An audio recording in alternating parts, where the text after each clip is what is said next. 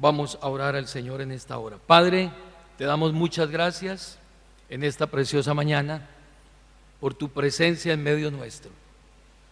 Sabemos, Señor, que tú estás aquí porque lo has prometido. Sabemos también de nuestra incapacidad y de nuestra absoluta dependencia de ti para hacer todo lo que nosotros podamos hacer. Permite, Señor, que a través de tu palabra, esta palabra nos lleve a reconocer nuestra debilidad, nuestra incapacidad, pero también el poder y la grandeza que hay en ti. Te lo pedimos en el nombre de Jesús. Amén. El Salmo 8, vamos a mirar. Salmo capítulo 8 va a ser nuestra base en esta mañana para meditar en la palabra del Señor. El Salmo 8, versículo 4, digo, ¿qué es el hombre para que tengas de él memoria y el hijo del hombre para que lo visites? Es una pregunta que durante todas las épocas, en todas las culturas, los hombres se han hecho acerca de sí mismos. ¿Qué es el hombre? Y eso tiene que ver con la antropología, el conocer la naturaleza del hombre, el propósito del hombre. Eso se estudia en la antropología. Pero cuando hablamos de antropología, no podemos desligarla de la Biblia, porque de lo contrario los antropólogos mirarán al hombre desde su óptica natural, desde su óptica humana, pero sabemos que no podemos desligar al hombre de su creador. De lo contrario, el hombre termina desviándose. Saber y tener claro la respuesta a esta pregunta permite entonces que nosotros podamos dar respuesta a preguntas claves, fundamentales en nuestra vida. Por ejemplo, ¿quién soy yo? Por ejemplo, ¿por qué estoy aquí? ¿Por qué soy capaz de razonar y de sentir? ¿Cuál es mi propósito en la vida? ¿Y hacia dónde me dirijo? ¿Hacia dónde voy? ¿De dónde vengo? ¿Soy el producto de qué? Que hoy mucha gente no tiene respuesta a esas preguntas. Por eso andan divagando en la vida. Por eso andan como barco a la deriva. No saben a qué puerto van a llegar. Pero cuando usted por la palabra responde a esa pregunta, su vida comienza a tomar sentido, propósito, dirección. El teólogo Louis Berkhoff, él dice, el hombre está representado como la cúspide de todos los órdenes de la creación. Y eso nos ayuda a conocer el papel del hombre en el orden creado. Si yo sé la posición que tiene el hombre en el propósito de Dios y en la creación, en el plan de creación, eso me ayudará a entender entonces cuál es mi papel en ese propósito. Eso nos ayuda a entender cuál es la relación que el hombre tiene con Dios como una criatura hecha a imagen de Dios. Saber qué es el hombre nos guía en la aplicación de una correcta cosmovisión acerca de la vida, acerca de los problemas críticos que hoy vive el mundo. Cuando el hombre no entiende su posición, ¿qué es el hombre? No entiende lo que está pasando en el mundo, no entiende las guerras, no entiende los odios, no entiende las crisis, no entiende el tema del aborto, de la eutanasia, no entiende el tema del desastre que hoy hay a nivel mundial, y comienzan a buscarle respuesta a la crisis que hoy vive el mundo en muchas fuentes que son equivocadas. Pero saber y dar respuesta por la Biblia a esa pregunta, ¿qué es el hombre?, nos da elementos de mucho peso para refutar también las falsas filosofías y los falsos pensamientos que hoy quieren definir qué es el hombre desde esa óptica. Nos ayuda a refutar el naturalismo secular, quien afirma que no hay Dios y que el universo es tan solo material, todo es lo material, que el hombre no es más que un conjunto de moléculas que accidentalmente se juntaron y que simplemente el hombre nace, crece, se reproduce y muere y se acabó por completo. No tiene sentido. Corrientes posmodernistas que hoy también se están filtrando en las iglesias, pensamientos que enseñan equivocadamente que las personas son el producto de sus escenarios sociales y que no existen realidades trascendentes y que no hay verdades absolutas, sino verdades relativas. La vida depende como usted la mire, y entonces como usted la mire y en el momento o en el lugar donde usted esté, entonces eso es la vida. Por lo tanto, no hay verdades absolutas.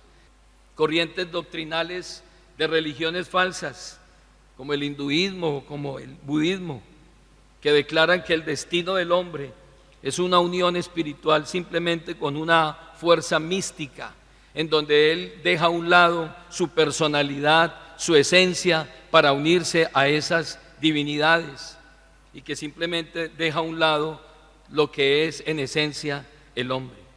Tener claridad acerca de la doctrina del hombre es de gran importancia, hermanos, para nosotros, por muchas más razones. Y una de ellas es que deja muy claro que nosotros no somos los autores de nuestra propia vida.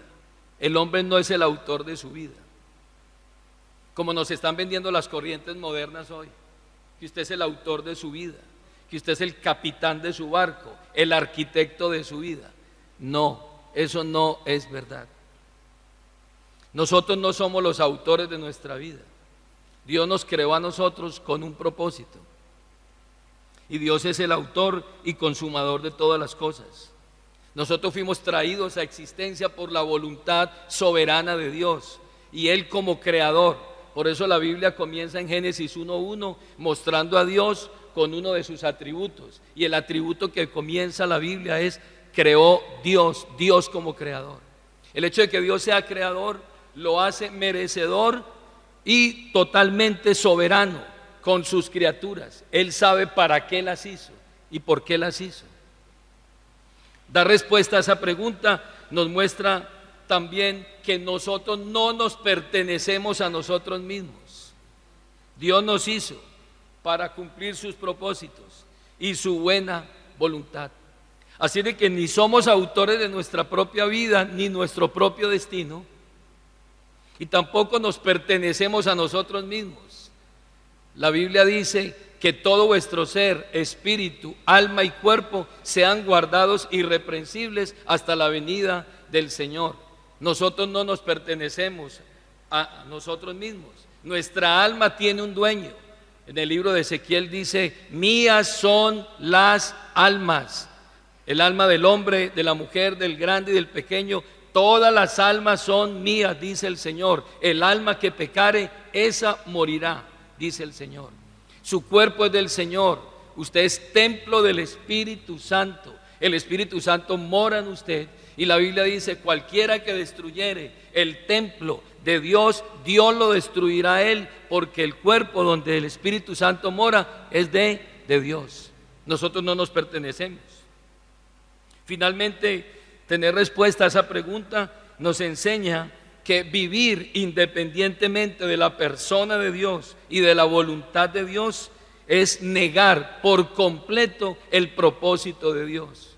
Leíamos hace unos minutos cuando Jesús hablaba con sus discípulos, les dijo: yo soy la vid, ustedes son los pámpanos. Si ustedes permanecen en mí, yo permanezco en ustedes, entonces ustedes podrán llevar fruto, porque separados de mí nada, absolutamente nada podéis hacer. Esa es la doctrina del hombre, desde la óptica bíblica. Ahora miremos algunos detalles respecto a quién es el hombre desde la creación y cómo Dios lo creó a su imagen y semejanza. Aquí hay un texto maravilloso en el libro de Eclesiastés, capítulo 7, el versículo 29. El escritor de Eclesiastés, Salomón, dice: he aquí, solamente esto he hallado, que Dios hizo al hombre recto, pero ellos buscaron muchas perversiones. Y este texto muestra dos cosas del hombre: muestra su grandeza y muestra su miseria, muestra su dignidad y muestra su depravación en un solo texto. En la primera parte muestra su dignidad, muestra su grandeza. Dice el versículo 29: he aquí solamente esto he hallado, que Dios hizo al hombre ¿qué? Recto. Lo creó perfecto. Si vamos a Génesis, en el capítulo 1, vamos allí a Génesis capítulo 1, el versículo 25 al 31, primer libro de la Biblia, encontramos entonces cómo ese Dios creador hace al hombre a su imagen y semejanza. Capítulo 1, el versículo 25 al 31. Allí en esos textos vamos a encontrar diferentes cosas que Dios hizo con el hombre. Leamos el versículo 25. E hizo Dios animales de la tierra según su género, y ganado según su género, y todo animal que se arrastra sobre la tierra según su especie, y vio Dios que era bueno. Ahí encontramos una diferencia en la creación. Dios viene creando durante 5 días cosas por la palabra, por su dicho. La palabra creadora está creando todo, todo, absolutamente todo. Lo que hay en el cielo, en la tierra y en los mares es producto de los dichos de Dios, de la palabra creadora de Dios. Pero cuando usted llega al versículo 26, lea conmigo: entonces dijo Dios, hagamos al hombre a nuestra imagen, conforme a nuestra semejanza, y señoree en los peces del mar, en las aves de los cielos y en las bestias, en toda la tierra y en todo animal que se arrastra sobre la tierra. Note usted que aquí ya hay un cambio. Ahora el versículo 26 dice que Dios dijo, hagamos. Ahora ya Dios se involucra en la creación del hombre. La Biblia dice que formó del polvo de la tierra al hombre, y dice la Biblia que sopló en su nariz aliento de vida y fue un ser viviente. Ahí entonces en el versículo 26 encontramos la naturaleza, el carácter y la esencia del hombre. El hombre es producto o el resultado del soplo divino, de la imagen y la semejanza divina. Por eso el hombre es considerado la cúspide de la creación. Ahora en el versículo 26 nos muestra también cuál es la cobertura que va a tener ese hombre como creación. Dice, y señoree en los peces del mar, en las aves de los cielos, en las bestias y en toda la tierra y en todo animal que se arrastra sobre la tierra. Note aquí que el escritor habla del cielo, de la tierra y del mar. En el versículo 29 al 30, la creación hecha por causa del hombre. Dice el versículo 29, y dijo Dios, he aquí que os he dado toda planta que da semilla, que está sobre la tierra, y todo árbol en que hay fruto que da semilla, os será para comer, y toda bestia de la tierra, y a todas las aves de los cielos, y a todo lo que se arrastra sobre la tierra, en que hay vida, toda planta verde le será para comer, y fue así. Ahí reitero que la creación fue hecha para el hombre, por causa del hombre, para que señorease, para que la labrase, la cuidase y señorease sobre ella. Y finalmente en el verso 31, el hombre entonces es considerado la cima o la cúspide de la creación. Verso 21, y vio Dios que todo lo que había hecho, he aquí, era bueno en gran manera, y fue la tarde y la mañana el día sexto. El hombre, sello de la perfección, sello de la creación, cúspide de la creación, tiene la imagen de Dios, tiene el soplo de Dios, tiene la semejanza de Dios. Es un hombre en el que él va a ser representado en todo lo creado. La imagen de Dios en el hombre es ese sello personal de Dios para mostrar su presencia en todo lo creado. Y esa doctrina nos muestra entonces que es un acto especial y personal de Dios. Cuando Dios crea al hombre, es un acto especial. Es un acto personal que Dios hace. Note usted que cuando habla de la creación, la Biblia dice, y dijo Dios. Pero cuando habla del hombre dice, y creó Dios al hombre. Cuando habla de la creación, la Biblia dice que Dios dijo, produzca la tierra seres vivientes según su género, y todo se multiplique según su género. Pero cuando habla del hombre, Dios dijo, hagamos al hombre a nuestra imagen, conforme a nuestra semejanza. Ahí está entonces la grandeza del hombre. Ahí está entonces la dignidad del hombre, lo que lo hace grande, lo que lo hace maravilloso. Nosotros creemos entonces en su existencia, en la existencia del hombre, que fue sacado del polvo de la tierra. Pero también creemos en esa gloria del hombre. ¿Por qué? Porque él fue creado a imagen y semejanza de Dios, y él depende completamente de su creador. Separado de su creador, está perdido. Creemos además que el hombre fue creado entonces libre de pecado. Dios no es el autor del pecado, porque Dios no puede ser tentado por el mal, ni Él tienta a nadie.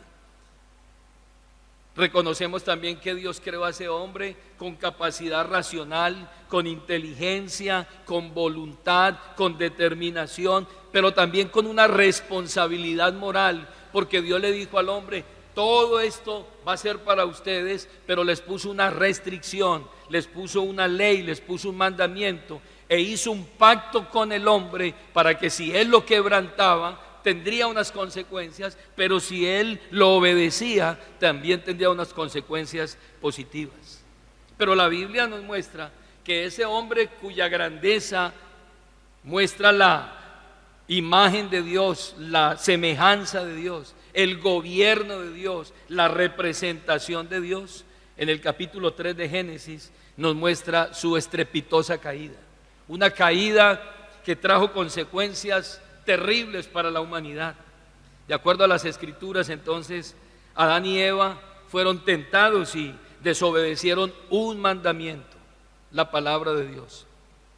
Allí en el capítulo 2 de Génesis, en el versículo 16 y 17, Dios les coloca un mandamiento al hombre. Dice el verso 16, y mandó Jehová Dios al hombre diciendo, de todo árbol del huerto podrás comer, mas del árbol de la ciencia del bien y del mal no comerás, porque el día que comieres de él, ciertamente que morirás.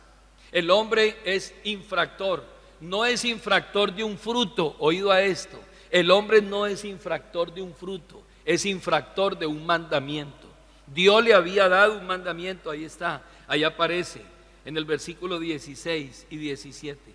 Y por su desobediencia, su comunión con Dios se rompe. Caen de un estado original de justicia y de santidad. Automáticamente cuando él desobedece, desobedece la palabra de Dios, inmediatamente se rompe la relación con ese Dios creador. Y eso trajo unas consecuencias funestas para el hombre. Lo primero que sucede en la vida del hombre que fue hecho a imagen de Dios es que los pecados de Adán entonces pasan a toda la humanidad. El pecado de Adán, el pecado que entró por un hombre, automáticamente se va a todos los hombres por cuanto él era el representante de toda la creación. Romanos capítulo 5, el versículo 12, habla de esa culpa imputada a toda la humanidad por causa de un hombre. Dice Romanos 5:12, por tanto, como el pecado entró en el mundo por un hombre, y por el pecado la muerte, así la muerte pasó a todos los hombres por cuanto todos pecaron. Peca Adán, que es el representante de la humanidad, de la raza humana. Inmediatamente el pecado entra por él y pasa a todos los hombres.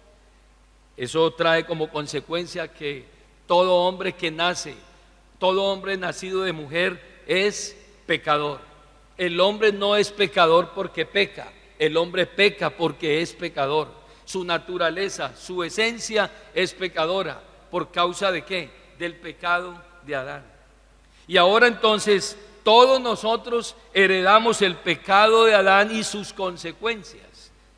En el capítulo 51 del libro de los Salmos, váyase allí por favor, el versículo 5, David hablando de su condición, allí en el Salmo 51, cuando él reconoce su pecado.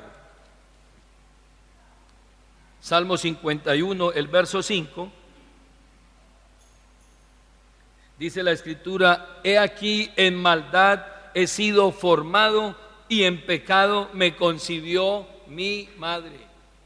Él no está hablando del pecado de adulterio de su mamá, no, está diciendo que él desde el vientre viene pecador, desde el vientre ya viene pecador, por causa de ese primer pecado que se cometió allí en el huerto. Y en el Salmo 58, el versículo 3 al 5, nos muestra más claramente cómo el ser humano, por causa del primer pecado que se comete, entonces heredamos ese pecado. Dice el versículo 3 y 5 del Salmo 58: se apartaron los impíos ¿desde dónde? Desde la matriz. Se descarriaron hablando mentira desde que nacieron. Veneno tienen como veneno de serpiente, son como el áspid o serpiente sordo que cierra su oído, que no oye la voz de los que encantan, por más hábil que el encantador sea. Está diciendo aquí que los impíos se apartan ¿desde dónde? Desde la matriz, desde el vientre. El hombre ya viene siendo un pecador. Pero más de eso, otra de las consecuencias es que el hombre, a partir del pecado, se convierte y pasa de ser ese hombre que tiene relación con Dios a convertirse en enemigo de Dios. Ahora anda en una enemistad con Dios, ahora anda de espaldas a Dios. Colosenses capítulo 1, el versículo 21, Pablo muestra el estado de enemistad del hombre con Dios. El versículo 21 dice: y vosotros también, que erais en otro tiempo extraños y enemigos, oiga esto, y enemigos en vuestra mente, haciendo malas obras, ahora os ha reconciliado. Pero hay un estado de enemistad. La gente que usted ve por la calle, que aún no ha reconocido a Cristo como Señor y soberano, que no se ha sometido a la soberanía de Dios y que no ha reconocido a Cristo como su Salvador personal y no ha confesado sus pecados y su rebelión, en este momento se encuentran en un estado de enemistad con Dios. Son enemigos de Dios. Allí en el Salmo capítulo 7, léalo conmigo, verso 11, el estado del hombre es un estado de enemistad. Hay gente que cree que está bien con Dios, pero si no ha hecho las paces con Dios a través de Cristo, está perdido. El Salmo 7:11 dice: Dios es juez justo y Dios está airado con el impío todos los días. Si no se arrepiente, él afilará su espada, armado tiene ya su arco y lo ha preparado. Asimismo ha preparado armas de muerte y ha labrado saetas ardientes. He aquí el impío concibió maldad, se preñó de iniquidad y dio a luz engaño. Pozo ha cavado y lo ha ahondado, y en el hoyo que hizo caerá. La condición del pecador alejado de Dios, ese hombre que fue creado a imagen y semejanza de Dios, pero por causa del pecado, ahora dice la Biblia que no solamente es enemigo de Dios, sino que dice la Biblia que Dios está airado con el impío todos los días, desde que el impío se levanta hasta que se acuesta. La ira de Dios está sobre él. Y suena muy fuerte, y suena, pero eso es lo que la Escritura, lo que la Biblia dice.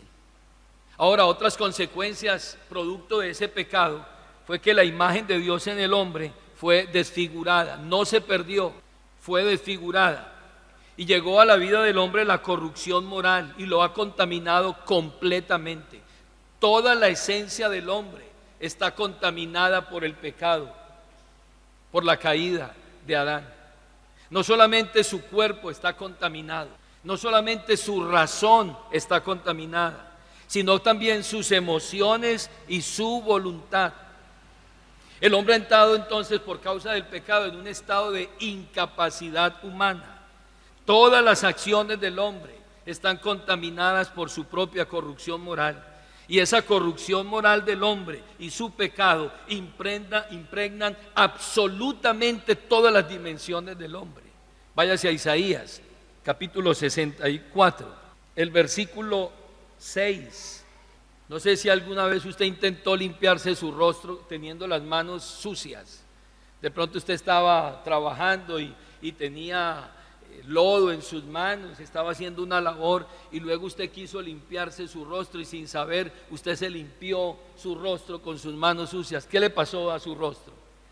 Se enlodó más. Y eso le pasa al hombre cuando quiere justificarse a sí mismo, porque él es un ser caído, un ser que está contaminado por el pecado, y cuando él quiere justificarse a sí mismo y limpiarse a sí mismo, antes se ensucia más. Dice Isaías 64, el versículo 6, hablando de esa contaminación del hombre: si bien todos nosotros somos como suciedad y todas nuestras justicias como trapo de inmundicia, y caímos todos nosotros como la hoja, y nuestras maldades nos llevaron como el viento. Eso es lo que está diciendo Isaías aquí. Todos nosotros estamos contaminados. Toda nuestra dimensión humana fue contaminada por el pecado. La mente del hombre ahora se convierte en una mente hostil. Es una mente que no puede someterse a Dios, no puede someterse a su voluntad y no puede agradar a Dios por causa del pecado que hay en él. No es porque no quiere, no es porque no puede. Váyase a Romanos capítulo 8, el versículo 7. Este texto nos habla de su incapacidad para agradar a Dios. No puede por causa del pecado. Verso 7 y verso 8. Por cuanto la mente carnal es enemistad. ¿Enemistad contra quién? Contra Dios. Porque no se sujeta a la ley de Dios, ni tampoco puede. Y los que viven según la carne no pueden agradar a Dios. Mas vosotros no vivís según la carne, sino según el Espíritu, si el Espíritu de Dios mora en vosotros. Y si alguno no tiene el Espíritu de Cristo, no es de él. ¿Cuál es la condición del hombre entonces sin Cristo? Alejado de Dios y en pecado. Es una situación o una condición absolutamente de incapacidad humana. Dice el versículo: no puede agradar a Dios.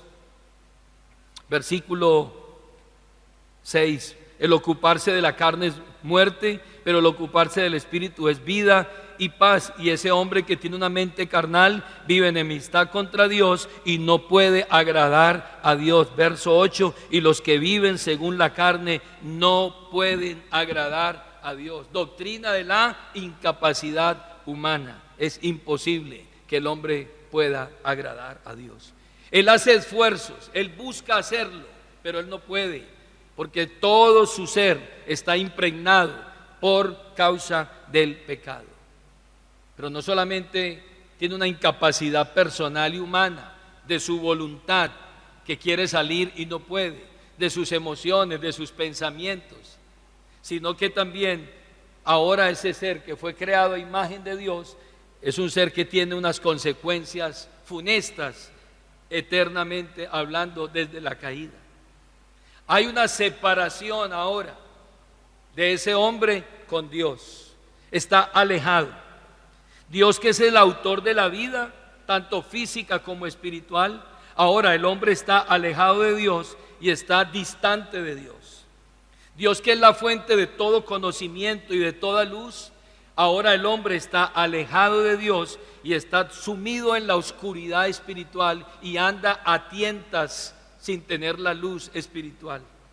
Dios, que es el estándar de todo lo recto y de todo lo santo y de todo lo puro, el hecho de que hoy el hombre esté alejado de Dios lo hace totalmente injusto y malvado delante de Dios. Isaías capítulo 59, el versículo 2, muestra entonces la consecuencia de alejamiento. Dice el verso 1: He aquí, no se ha cortado la mano de Jehová para salvar, ni se ha agravado su oído para oír. Lea el verso 2: Pero vuestras iniquidades han hecho división entre vosotros y vuestro Dios, y vuestros pecados han hecho ocultar de vosotros su rostro para no oír. Dios no oye al pecador, pero si éste se arrepiente, a éste oye. Pero lo que ha hecho el pecado es que cerrar el oído. Dice el versículo: ha hecho separación entre Dios y vosotros, y vuestros pecados han hecho ocultar de vosotros su rostro para no oír. Hay una condición lamentable hoy del hombre separado de Dios. Pero no solamente eso, está muerto físicamente, espiritualmente para Dios. Está separado. El oído de Dios no está oyendo al hombre, a no ser de que ese hombre se arrepienta. Hay una muerte física en él y también una muerte espiritual. Efesios capítulo 2, el versículo 1 muestra esa condición caída del hombre, totalmente muerto en delitos y pecados. Hay una separación enorme con Dios. Verso 1 del capítulo 2 de Efesios: y Él os dio vida a vosotros cuando estabais, antiguo estado, estabais muertos en vuestros delitos y pecados. ¿Y qué consecuencias trajo esa muerte espiritual en el hombre? En los cuales anduvisteis en otro tiempo.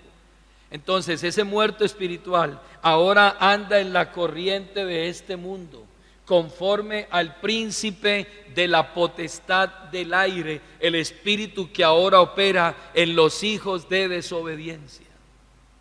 Está a merced del príncipe de la potestad del aire y ahora se convierte no en un hijo obediente, sino en un hijo ¿qué? De desobediencia. Verso 3: entre los cuales también todos nosotros anduvimos en otro tiempo, siguiendo los deseos de nuestra carne, haciendo la voluntad de la carne, y éramos por naturaleza hijos de ira, lo mismo que los demás.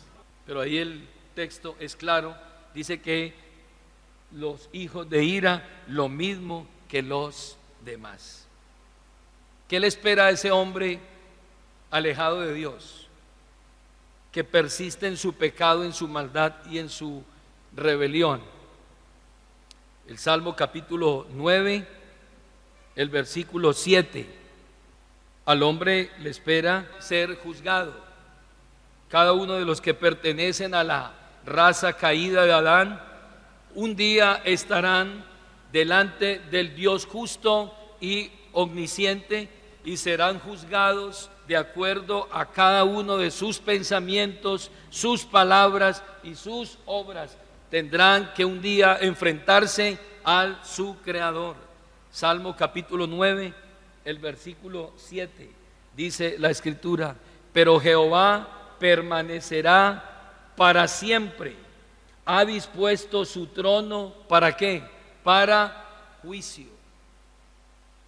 Viene un día en que el hombre tendrá que ser juzgado por sus obras, por sus palabras, por sus hechos, por absolutamente todo lo que hizo mientras estuvo en el cuerpo, sea bueno o sea malo. Ya en el Nuevo Testamento la Biblia lo confirma, Hebreos capítulo 9, el versículo 27, perdón. Entonces ya nos muestra cuál es el destino final del hombre. Sin Cristo, sin Dios, un hombre no regenerado, no arrepentido. El versículo 27 de Hebreos claramente lo dice: y de la manera que está establecido para los hombres que mueran una sola vez, y después de esto el juicio. El juicio. Tendrá que enfrentarse a su creador, tendrá que enfrentarse al juez del universo, tendrá que estar delante de él para dar cuenta de todo lo que hizo mientras estuvo en el cuerpo. ¿Y cuál será su destino final? ¿Cuál será su destino eterno si el hombre persiste en su pecado? Una de las verdades más solemnes de la Escritura es que las consecuencias del pecado no terminarán en la muerte física. El hombre morirá físicamente, pero él seguirá existiendo y tendrá que ir a dar cuenta a Dios por todo lo que hizo mientras estaba en el cuerpo. Solo hay dos destinos para el hombre. Daniel capítulo 12, el versículo 2. El profeta Daniel, hablando acerca de ese destino final del hombre. Leamos desde el verso 1. Hermano, la Biblia es clara. Lo que pasa es que los hombres han querido cambiar las cosas y alivianar las cosas, pero la condición del hombre con Dios es seria, y hay un destino que le espera al hombre, que sí o sí tendrá que enfrentar a su Creador. Verso 1. En aquel tiempo se levantará Miguel, el gran príncipe que está de parte de los hijos de tu pueblo, y será tiempo de angustia, cual nunca fue desde que hubo gente hasta entonces. Pero en aquel tiempo será libertado tu pueblo, todos los que se hallen escritos en el libro. Lea el verso 2 conmigo. Y muchos de los que duermen en el polvo de la tierra serán despertados, unos para vida eterna y otros para vergüenza y confusión perpetua. Solo hay dos destinos para el hombre: unos para vida eterna y otros para confusión perpetua y vergüenza. Ese será el destino del hombre, de ese hombre que Dios creó a su imagen y semejanza. Hay una esperanza para él. La única esperanza que él tiene, la única esperanza que el hombre tiene es buscar a Dios a través de Jesucristo. En Tesalonicenses, segunda carta, capítulo 1, el versículo 6. Ya Pablo, hablando en el Nuevo Testamento, muestra cuál será el destino de los justos y los injustos cuando tengan que partir de esta vida.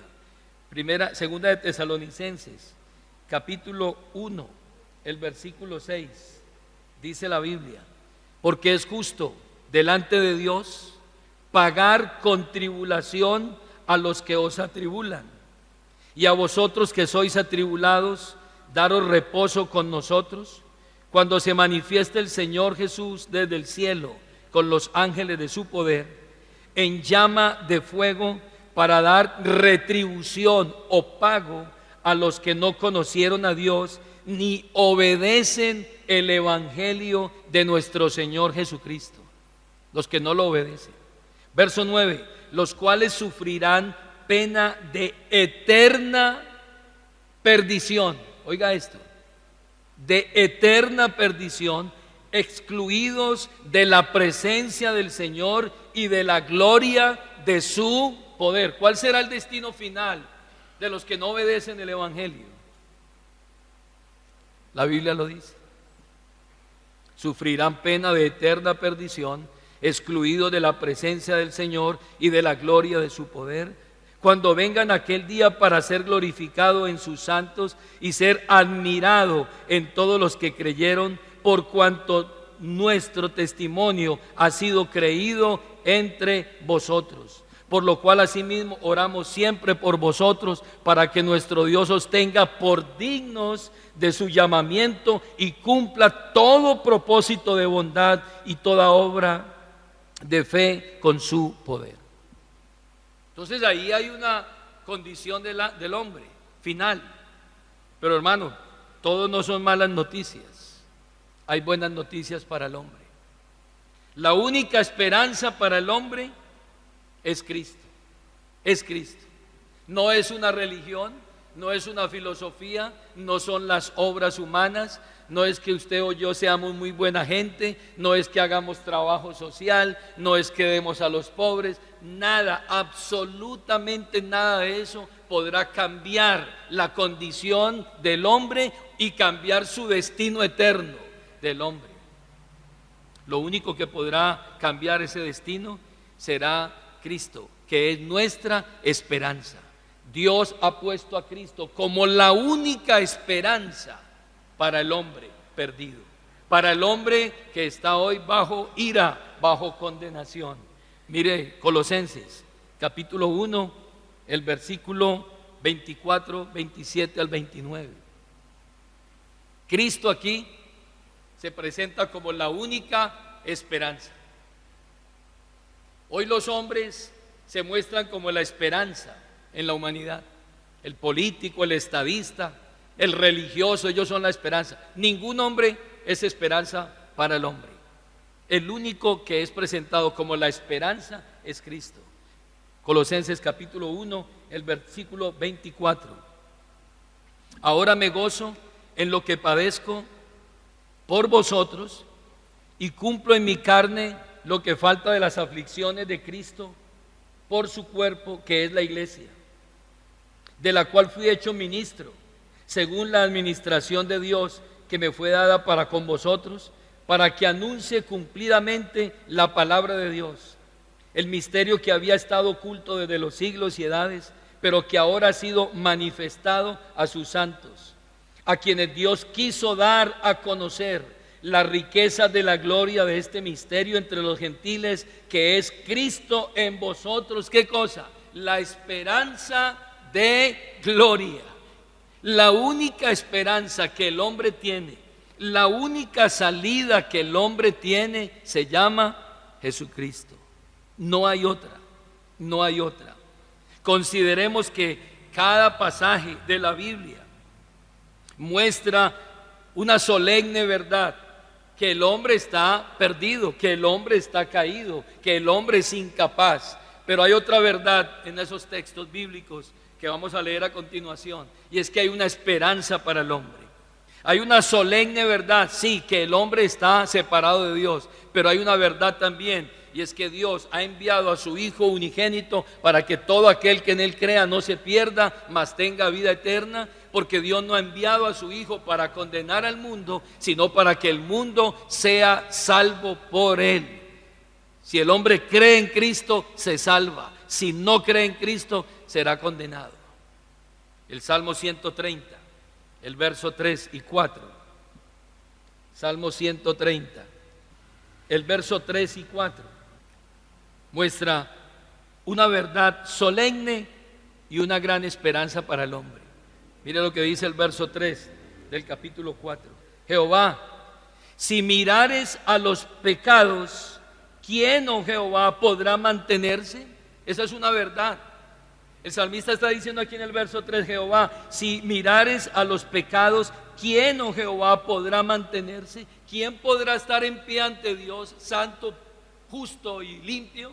¿Quién podrá justificarse ante Dios? ¿Quién podrá decir, yo estoy limpio de mi pecado, yo soy justo ante Dios? Absolutamente nadie, dice el versículo. ¿Quién podrá mantenerse en pie ante ti? Nadie, absolutamente nadie. Todos están destituidos, dice la Biblia, todos caímos en Adán.